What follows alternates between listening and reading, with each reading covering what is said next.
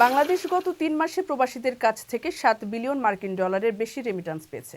বিভিন্ন মন্ত্রণালয় ও বিভাগের কাজের অগ্রগতি সংক্রান্ত রিপোর্ট সূত্রে জানা গেছে, বাংলাদেশে প্রবাসীরা গত ৩ মাসে ৭.০২ বিলিয়ন মার্কিন ডলার রেমিট্যান্স পাঠিয়েছেন। প্রধান উপদেষ্টা অধ্যাপক ডক্টর মোহাম্মদ ইউনূসের নেতৃত্বাধীন অন্তর্বর্তী সরকারের ৩ মাস পূর্তি উপলক্ষে প্রধান উপদেষ্টার প্রেস উইং এ তথ্য জানিয়েছে। গত ৩ মাসে মোট ২,২২,৮২১ বাংলাদেশি শ্রমিক বিদেশে গিয়েছিল।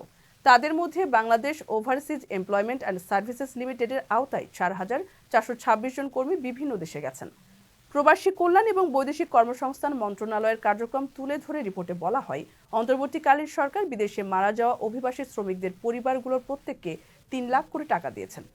রিপোর্টে বলা হয়, আহত ও অসুস্থ শ্রমিকদের মধ্যে তাদের চিকিৎসার জন্য আর্থিক সহায়তা বাবদ ১.৮৮ কোটি টাকা বিতরণ করা হয়েছে। বিদেশে মারা যাওয়া অভিবাসী শ্রমিকদের পরিবারগুলোকে মৃতদেহ দেশে নিয়ে আসা এবং শেষকৃত্য পরিচালনার ব্যয় হিসেবে মোট ৪.৩২ কোটি টাকা প্রদান করা হয়েছে। এছাড়াও বিদেশে মারা যাওয়া শ্রমিকদের পরিবারের মধ্যে গত ৩ মাসে ১২,৩৯ লাখ টাকার বীমার অর্থ বিতরণ করা হয়েছে। অভিবাসী শ্রমিকদের মেধাবী শিশুদের মধ্যে প্রায় ১.৯৭ কোটি টাকা শিক্ষাগত সহায়তা হিসেবে বিতরণ করা হয়েছে।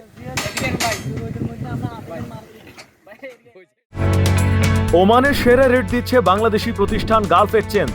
প্রিয়জনকে টাকা পাঠাতে আজই আসুন আমাদের যে কোনো ব্রাঞ্চে অথবা কল করুন স্ক্রিনে দেয়া নাম্বারে। গালফ এক্সচেঞ্জ, বাংলাদেশিদের প্রিয় এক্সচেঞ্জ।